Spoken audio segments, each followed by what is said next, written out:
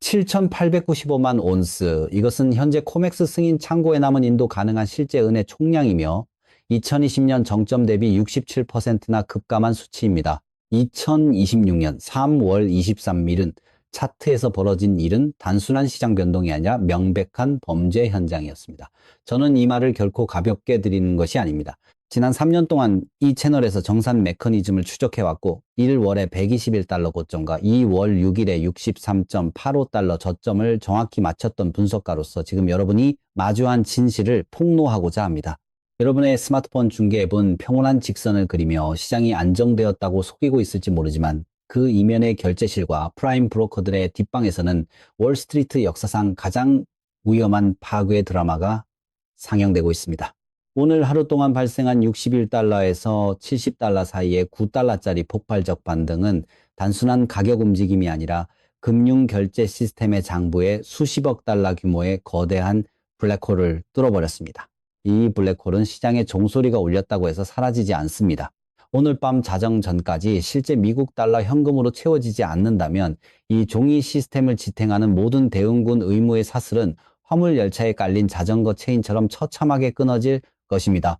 지금 이 순간인 오후 8시 7분 동부 표준시 기준으로 제도권 금융기관들에는 이른바 미드나잇 마진콜이라 불리는 긴급 담보 요구가 빗발치고 있습니다. 이것은 비유가 아니라 옵션 결제소와 CME 결제소 그리고 월스트리트의 모든 프라임 브로커들이 물속에 잠긴 펀드들에 당장 현금을 입금하라고 명령하는 실제 운영 메커니즘입니다. 하지만 이 명령을 받은 펀드들은 현금이 없습니다. 코맥스 창고 보고서에 따르면 등록 재고는 7,895만 온스에 불과하며 이는 발행된 종이 청구권의 13.7%만을 충당할 수 있는 빈약한 수준이기 때문입니다. 오늘 오전 11시 47분은 가격이 61.14달러까지 수직 낙하했을 때 그것은 대낮에 벌어진 금융적 강도 행위나 다름없었습니다. 불과 2달 만에 고점 대비 49.6%가 하락한 것인데 실질적인 공급 부족이 전 세계적으로 심화되는 자산에서 이런 일이 벌어지는 것은 수학적으로 불가능한 일입니다. 실버 인스티튜트가 올해 6,700만 온스의 구조적 적자를 예고하고 터키가 1월에만 273톤의 기록적인 은을 수입했으며 상하이 거래소 가격이 서구권보다 10달러나 높게 거래되는 상황에서 말입니다.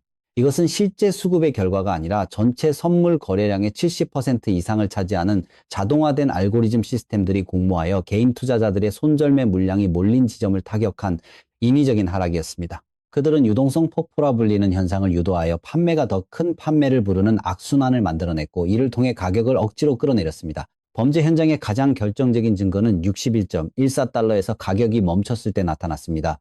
가격은 단순히 하락을 멈춘 것이 아니라 상상할 수 없는 속도로 반등했습니다. 제가 판단하기에 이것은 상하이 금거래소와 연계된 거대 주체들이 종이 약속이 아닌 실제 금속을 직접 인도받기 시작하며 시장의 물량을 휩쓸어 갔기 때문입니다. 가격이 65달러라는 비계획적인 임계점을 넘어서는 순간 하락에 베팅했던 시장 조성자들은 감마 플립이라는 치명적인 기술적 함정에 빠졌습니다. 그들은 자신들의 위험을 방어하기 위해 이제는 오히려 은을 미친 듯이 사들여야만 했고 이 매수세가 다시 매수세를 부르며 불과 몇 시간 만에 가격은 70.39달러까지 치솟았습니다.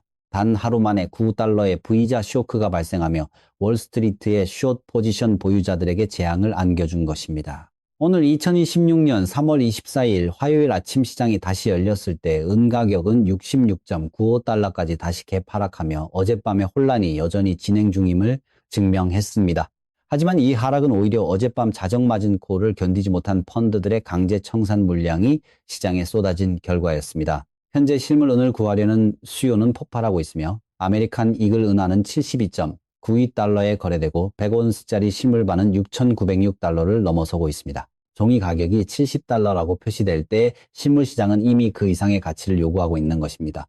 이것은 단순한 가격 변동이 아니라 서구권의 종이은 시장이 동양의 실물 수요에 의해 질식사하고 있는 역사의 현장입니다. 코맥스 재고는 매달 2,200만 온스에서 2,300만 온스씩 빠져나가고 있으며 이 속도라면 올해 6월 말에는 등록 재고가 완전히 고갈될 것입니다. 시장이 0이 되기 전에 거래소는 규칙을 바꾸거나 거래를 중단시키겠지만 실물은 거짓말을 하지 않습니다. 지금 여러분이 보고 있는 화면 속의 숫자는 조작된 홀로그램일 뿐이며 실제 전쟁은 이미 창고 안에서 실물의 승리로 끝나가고 있습니다. 미드나잇 마진콜이라는 용어는 결코 금융권에서 쓰이는 단순한 비유나 수사가 아닙니다. 이것은 결제소와 프라임 브로커들이 파산 직전의 펀드들의 즉각적인 현금을 요구하며 턱 밑에 들이미는 실제 운영상의 칼날입니다. 오늘 밤 자정까지 이 요구를 충족하지 못한다면 내일 아침 시장이 열리는 순간 그들은 자비 없는 강제 청산의 소용돌이에 휘말리게 될 것입니다. 여기서 단순하지만 치명적인 계산을 해보겠습니다. 만약 어떤 펀드가 은선물 1천 계약을 보유한 상태에서 오늘 발생한 9달러의 폭발적인 반등을 정면으로 맞았다면 그들이 오늘 밤 당장 메워야 할 손실액만 4,500만 달러에 달합니다. 그리고 월스트리트의 대형 헤지펀드들에게 1천 계약은 결코 큰 규모가 아닙니다. 5천 계약에서 1만 계약을 보유한 펀드들의 경우 오늘 하루에만 수억 달러의 손실이 발생했으며 이 거대한 구멍은 반드시 실제 미국 달러 현금으로 즉시 채워져야 합니다. 결제소는 펀드들이 자발적으로 돈을 보낼 때까지 한가하게 기다려주지 않습니다. 그들은 장부를 대조하고 순 의무를 계산한 뒤 프라임 브로커를 통해 당장 돈을 송금하라고 압박하며 그렇지 않으면 내일 장이 열리자마자 시장가 주문으로 모든 포지션을 강제로 종료하겠다고 통보합니다. 2020년 3월의 코로나 위기 당시에도 은 가격은 37%나 급락하며 전 금속 계약에 걸쳐 47억 달러 규모의 마진콜이 발생한 적이 있었습니다. 당시에도 수많은 펀드가 청산되었고 최대 규모의 은 상장 지수 펀드에서 기록적인 자금 유출이 일어났습니다. 하지만 그때와 지금의 결정적인 차이는 시스템을 지탱하는 완충 장치가 사실상 사라졌다는 점에 있습니다. 2020년 당시 코맥스의 등록 재고는 3억 온스 이상으로 풍부했으며 종이 청구권 대비 실물 금속의 비중을 나타내는 커버리지 비율은 40%를 웃돌았습니다. 종이 레버리지 또한 이 대일 수준으로 비교적 안정적이었습니다. 그러나 오늘 밤 우리가 마주한 현실은 참혹하기 그지없습니다. 등록 재고는 7,895만 온수로 쪼그라들었고 커버리지 비율은 13.7%로 곤두박질 쳤으며 레버리지는 7.3대 1에 달합니다. 이것은 2020년보다 시스템의 기초가 74%나 더 얇아진 상태에서 훨씬 더 강력하고 파괴적인 충격이 가해지고 있다는 뜻입니다. 역사적으로 보면 1987년 10월 19 일 블랙먼데 이 당시 다우 지수가 22.6% 폭락했을 때의 상황과 매우 유사합니다. 당시 옵션 결제소는 시스템 붕괴를 선언하기 직전에 한계 상황까지 몰렸으며 오직 연방준비제도의 긴급 유동성 주입만이 파국을 막았습니다. 당시 발생한 마진콜 총액은 25억 달러였으며 이를 오늘날의 가치로 환산하면 약 70억 달러에 해당합니다. 오늘 은시장에서 벌어진 저점 대비 14%의 급격한 반등은 7대 1이라는 극단적인 레버리지 환경 속에서 당시의 충격을 가볍게 압도하는 파괴력을 지니고 있습니다. 펀드들이 이 거대한 자금 압박을 견디기 위해 달려가는 곳은 결국 리포 시장이라 불리는 환매 조건 부채권 매매 시장입니다. 이곳은 은행과 금융기관들이 국채를 담보로 하룻밤 동안 현금을 빌리는 금융 시스템의 핵심 배관과도 같습니다. 하지만 여기서 진정한 시스템적 위기가 시작됩니다. 수많은 펀드가 동시에 은 시장의 손실을 메우기 위해 리포 시장에서 긴급 현금을 구하려 들면 하룻밤 사이에 대출 금리가 폭등하고 전체 금융 시스템의 유동성이 얼어붙게 됩니다. 우리는 이미 2019년 9월에 리포 금리가 하룻밤 사이 2%에서 10%까지 치솟으며 연방준비제도가 530억 달러의 긴급 자금을 투입해야 했던 전례를 기억하고 있습니다. 더욱 심각한 본질은 재단 보화라는 기만적인 구조에 있습니다. 이것은 금융기관이 담보로 받은 자산을 다시 다른 곳에 담보로 제공하여 자금을 조달하는 방식으로 하나의 자산에 여러 명의 주인이 생기는 현상을 만듭니다. 마치 지금의 코맥스은 시장에서 실물 한 온스에 7명의 종이 주인이 붙어 있는 것과 같은 이치입니다.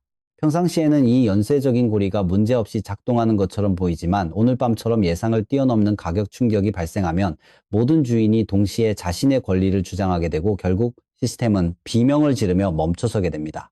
레버리지라는 칼날은 시장이 상승할 때는 수익을 극대화해주지만 오늘처럼 예측 불가능한 V자 반등이 일어날 때는 오히려 주인의 목을 겨누는 흉기가 됩니다. 금융 시스템은 서서히 무너지는 것이 아니라 1987년이나 2008년 그리고 2022년의 니켈 스퀴즈 사건처럼 단 한순간에 풀어집니다.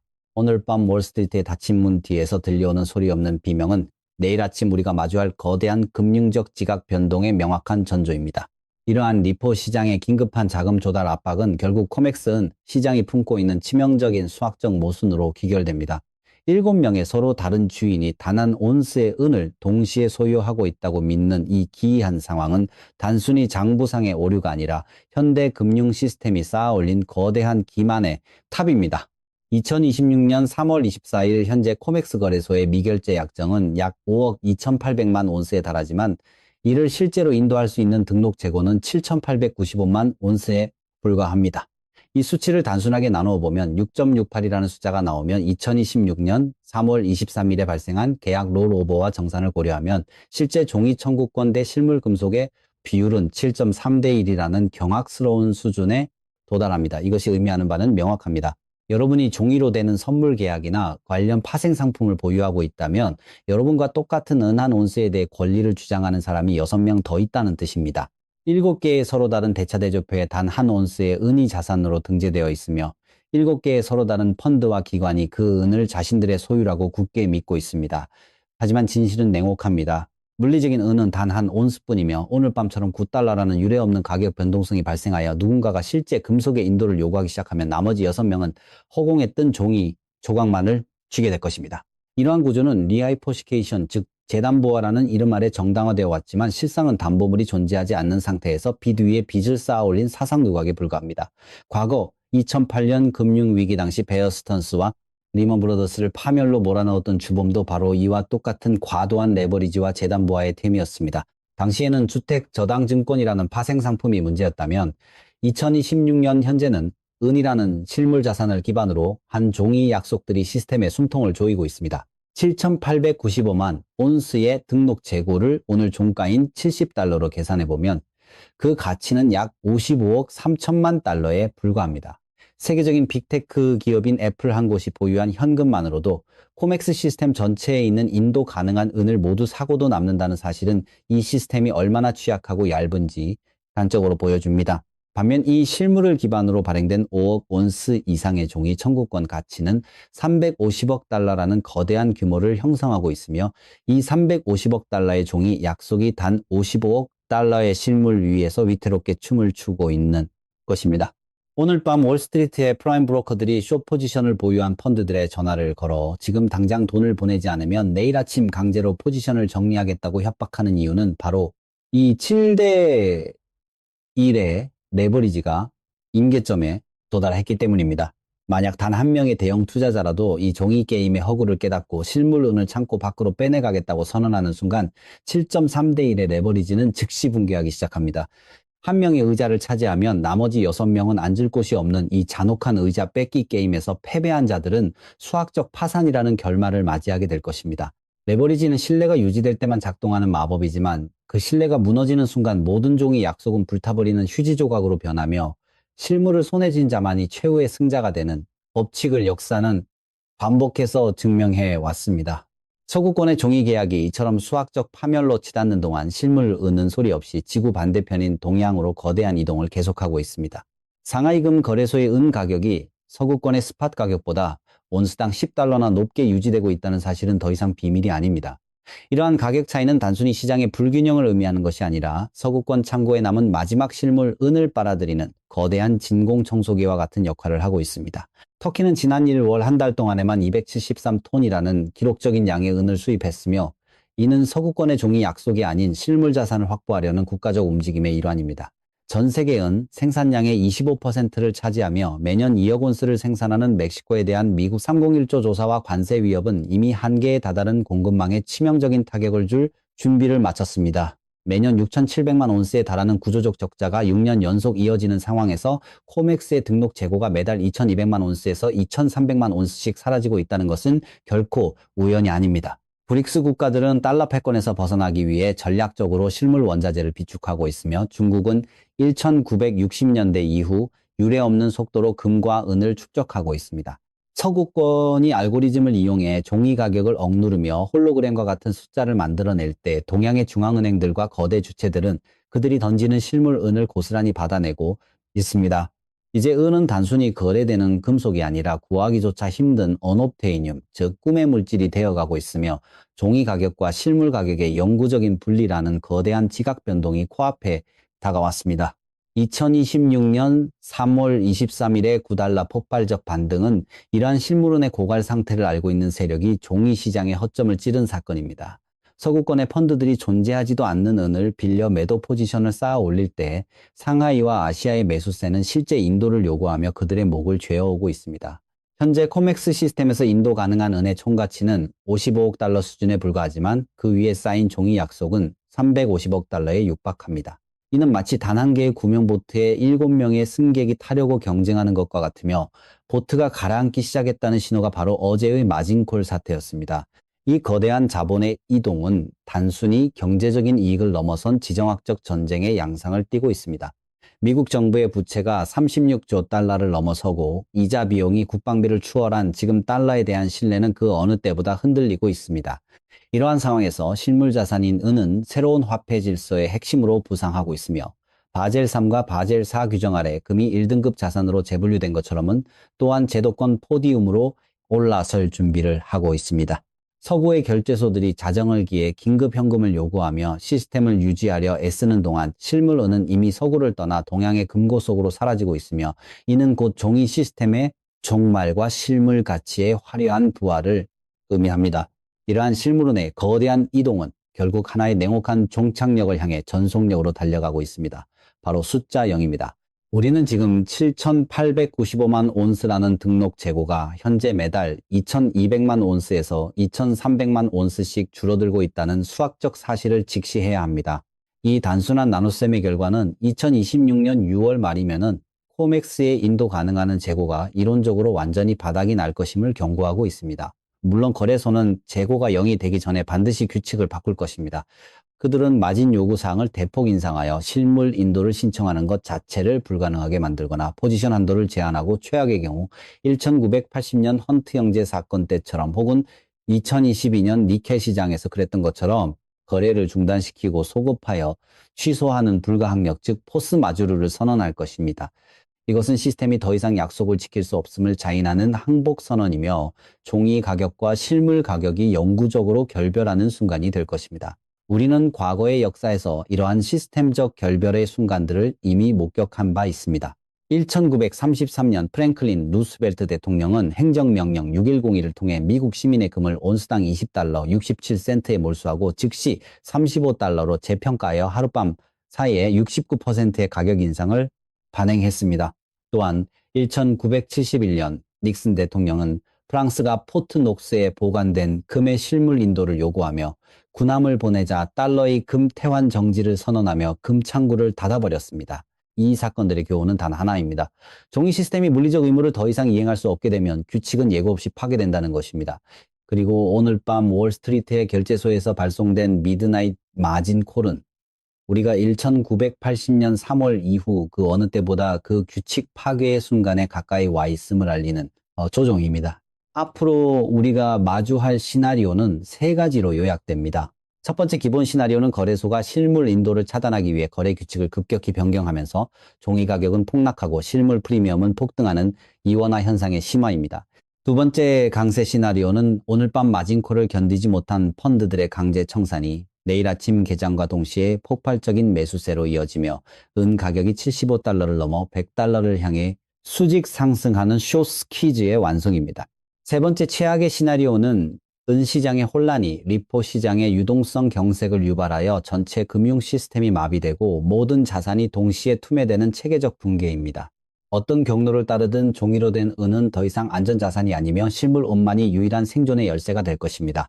지금 여러분이 보고 있는 화면 속의 70달러라는 숫자는 실제 은의 가치를 반영하지 못하는 홀로그램에 불과합니다. 진짜 가격은 동네 코인샵의 진열대와 상하이금 거래소의 실물 거래 현장에서 결정되고 있습니다. 7명의 주인이 한 온스의 은을 두고 다투는 이 잔혹한 게임에서 마지막에 웃는 자는 종이 증서를 쥔 자가 아니라 물리적 금속을 자신의 금고에 보관한 자입니다. 이것은 단순한 투자의 권유가 아닙니다.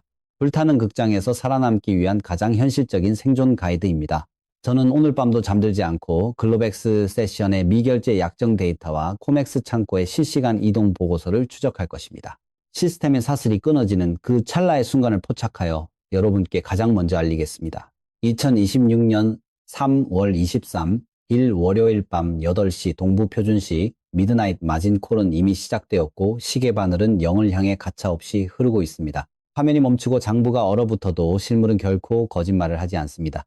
7,895만 온스와 그 아래로 떨어지는 매 순간의 숫자를 기억하십시오. 날카로운 정신을 유지하고 실물 자산을 굳게 잡으십시오. 여기는 전쟁의 불꽃 커런시 아카이브입니다. 저는 내일 아침 시장이 열리는 대로 다시 돌아오겠습니다. 만약 시장이 열릴 수 있다면 말입니다.